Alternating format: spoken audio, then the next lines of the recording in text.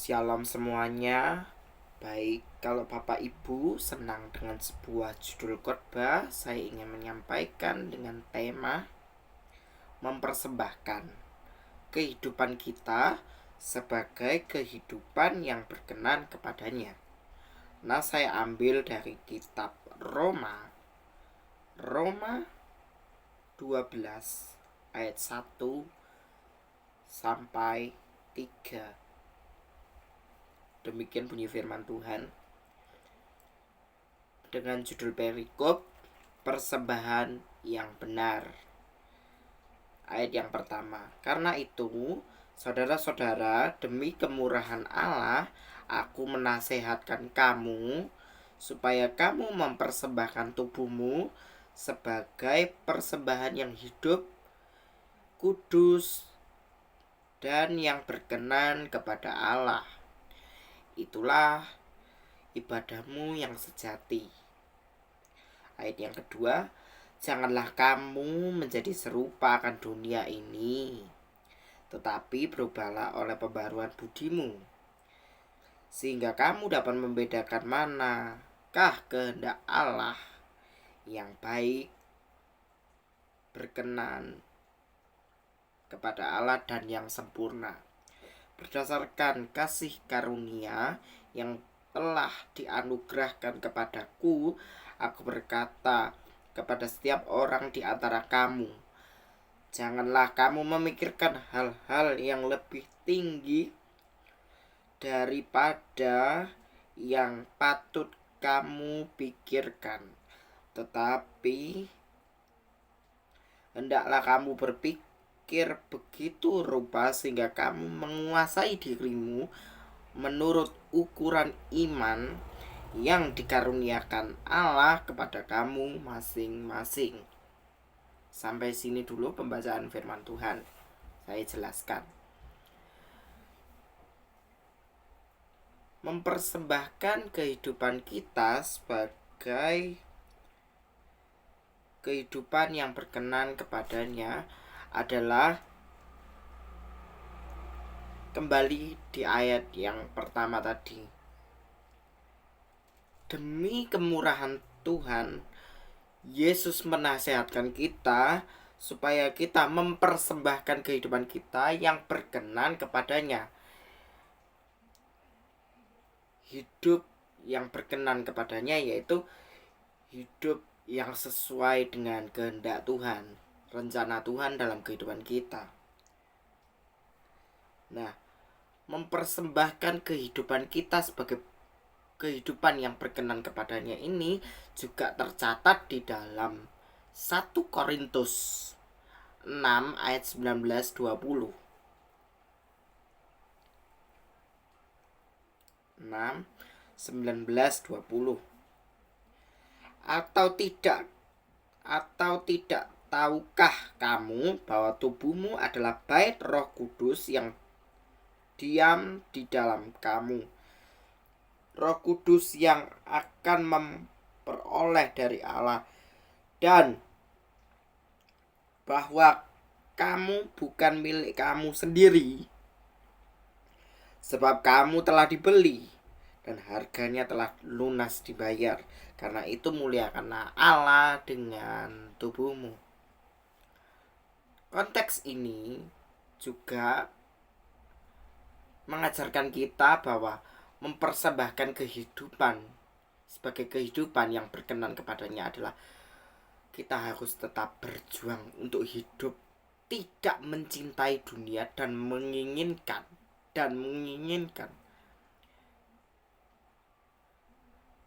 kerajaan sorga saja.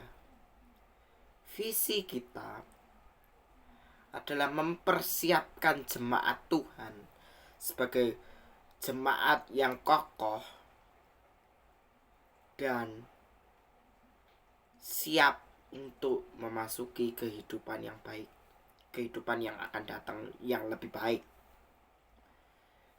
Di ayat yang kedua tadi dibahas tentang jangan kamu serupa akan dunia ini, karena saya lihat akhir-akhir ini ya, itu banyak sekali peristiwa dalam kehidupan kita. Mungkin mohon maaf ya, ada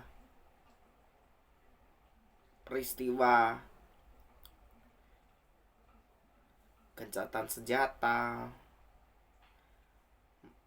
terus perang sana sini, Rusia Ukraina itu ya belum selesai juga. Makanya kita harus memfokuskan diri supaya apa? Kehidupan ini menjadi hidup yang selalu berkenan di hadapan Tuhan.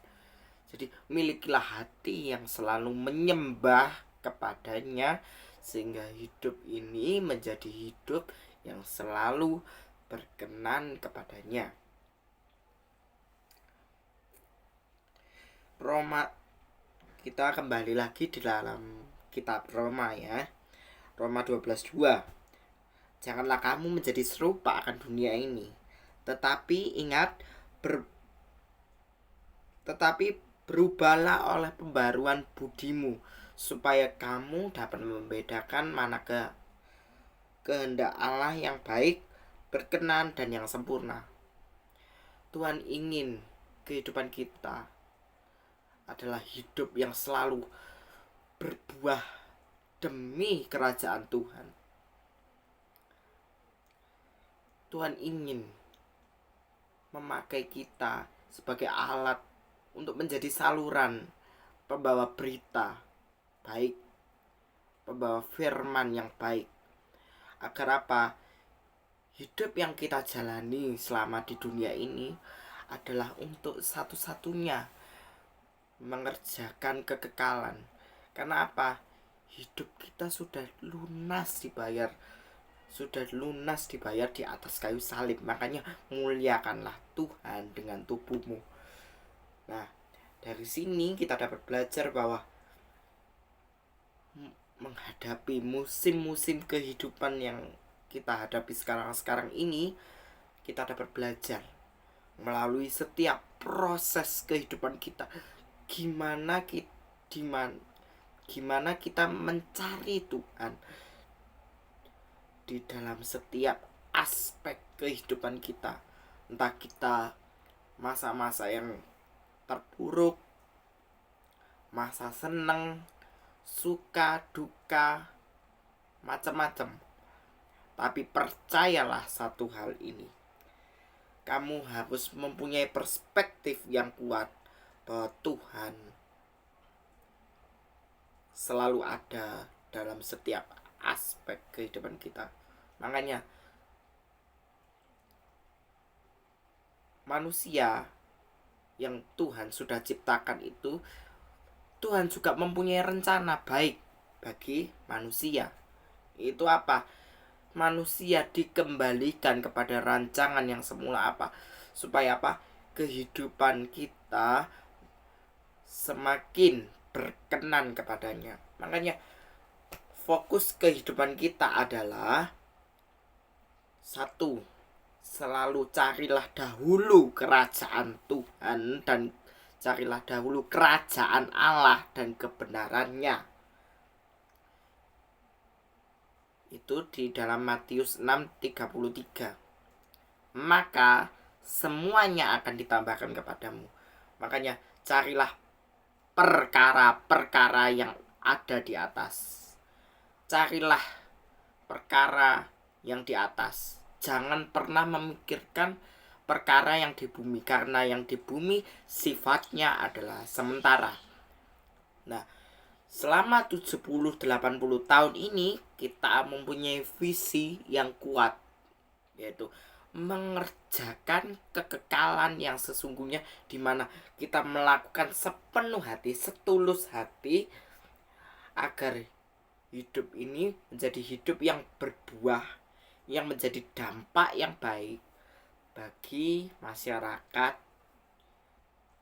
dan juga sesama. Agar apa? Nah, agar apa? Hidup ini menjadi hidup yang bermanfaat, bermakna bagi sesama. Di Di ayat yang ketiga dikatakan, berdasarkan kasih karunia yang telah dianugerahkan kepadaku, aku berkata, setiap orang di antara kamu janganlah memikirkan hal-hal yang lebih tinggi daripada yang patut kamu pikirkan.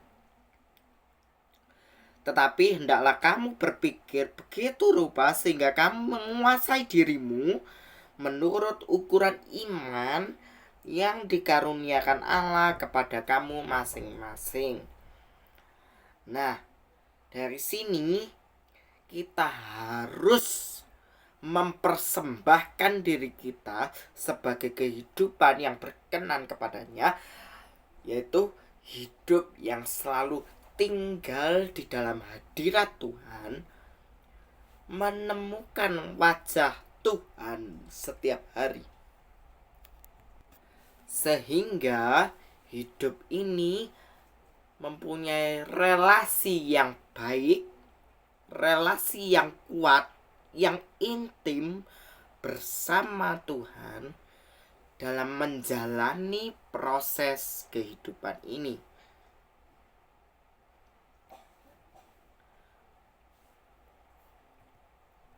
Ada satu cerita. Ceritanya begini. Waktu itu saya itu pernah memikirkan di dalam ayat Roma 12:2, janganlah kamu memikirkan apapun yang di dalam dunia ini. Karena saya dulu itu pernah memikirkan ada kabut yang gak kelihatan, pokoknya kayak semu gak kelihatan, semu yang gak kelihatan. Itu kayak ada secerca kecil ya cahaya, tapi itu kecil tapi agak bersinar sedikit. Nah, dari situ itu saya memikirkan apa? Dampak kerajaan surga itu nyata dalam kehidupan kita,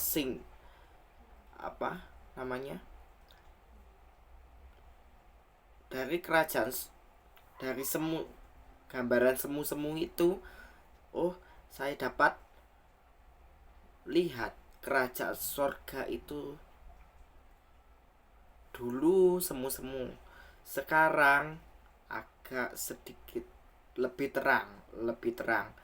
Makanya dalam proses kehidupan kita ini kita dapat belajar bahwa kita harus meninggalkan semua yang ada di dalam dunia ini, karena di dalam dunia ini adalah sifatnya sementara. Karena perjumpaan yang abadi bersama Tuhan adalah hidup dalam hadirat Tuhan, menjalani proses kehidupan ini. Teruslah berdoa saudara, sehingga hidup ini menjadi hidup yang selalu mengandalkan Tuhan dalam setiap aspek kehidupan kita, dan selalu ngomong sama diri saudara sendiri, Tuhan, tolong aku libatkan dalam rencanamu sehingga hidupku menjadi dampak yang baik bagi keselamatan jiwa-jiwa. Dalam nama Tuhan Yesus. Teruslah ucapkan perkataan-perkataan itu saudara, sehingga hidup ini menjadi hidup yang selalu mempunyai impact yang benar, mempunyai mindset perspektif yang benar, agar hidup ini menjadi persembahan yang harum, yang berkenan kepada Tuhan. Tetaplah setia saudara kepada Tuhan, sehingga hidup ini menjadi hidup yang selalu membawa impactful kepada banyak generasi yang di depan. Teruslah menjadi saluran berkat, jadilah pembawa pesan baik, sehingga hidup ini menjadi hidup yang dikenang oleh semua orang, bahwa orang ini dapat menjadi saluran berkat bagi banyak orang. Oke. Kembali lagi. Berubahlah oleh pembaruan budimu sehingga kamu dapat membedakan manakah kehendak Allah, apa yang baik, yang berkenan, dan yang baik, berkenan kepada Allah dan yang sempurna. Jadi selalu pikirkan yang baik-baik sehingga hidup ini menjadi hidup yang bermanfaat, berguna bagi masyarakat. Fokuskanlah kehidupan kita ini kepada satu visi misi kita, yaitu tetaplah tinggal dalam hadirat Tuhan. Selalu fokuskan diri kita, pandangan kita, perspektif kita, mindset kita ke dalam kerajaan surga, sehingga suatu saat nanti kalau kita dipanggil pulang, kita sudah siap menyongsong Tuhan. Ingat bahwa Tuhan selalu menyertai kehidupan kita. Mau baik, buruk, semua yang kita alami dalam peristiwa, momen-momen yang berharga sekalipun, Tuhan selalu menyertai hidup kita. Libatkan aku Tuhan dalam rencanamu, supaya rencanamu itu juga menjadi dampak yang baik, positive people yang baik, agar hidup ini menjadi bermanfaat. Oke, sampai sini dulu. Terima kasih saudara, dan Tuhan Yesus memberkati kita sekalian. Amin.